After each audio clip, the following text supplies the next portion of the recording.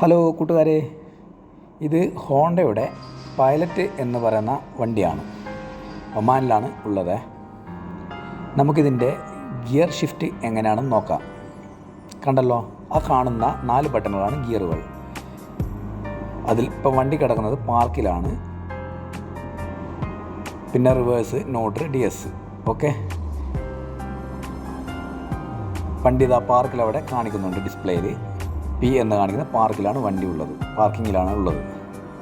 അടുത്തത് കാണുന്നത് നമ്മൾ റിവേഴ്സ് എന്നുള്ള ആ ബട്ടൺ മുകളിലേക്ക് പ്രസ് ചെയ്ത് കഴിഞ്ഞാൽ അവിടെ ഒരു പച്ച ലൈറ്റ് കത്തി സൈഡിൽ തന്നെ. അതിനുശേഷം ഡിസ്പ്ലേയിലും അതുപോലെ തന്നെ 6 എന്ന് എഴുതി കാണിച്ചു. വണ്ടി റിവേഴ്സിലാണെന്നുള്ളത് എഴുതി കാണിച്ചു അവിടെ. അതുപോലെ അടുത്തത് ന്യൂട്രലാണ്. നമ്മൾ ആ ന്യൂട്രൽ ബട്ടൺ ഞെക്കി കഴിഞ്ഞാൽ അവിടെ ഒരു റെഡ് മാർക്ക് കത്തുകയും വണ്ടി ന്യൂട്രൽ ആണെന്ന് അവിടെ ഡിസ്പ്ലേ കാണിക്കുകയും ചെയ്തു. ആ റെഡ് മാർക്ക് കത്താൻ കാരണം വണ്ടി പാർക്കിലായതുകൊണ്ട്, നിന്ന് സ്റ്റോപ്പായതുകൊണ്ടാണ്. അടുത്തത് DNS.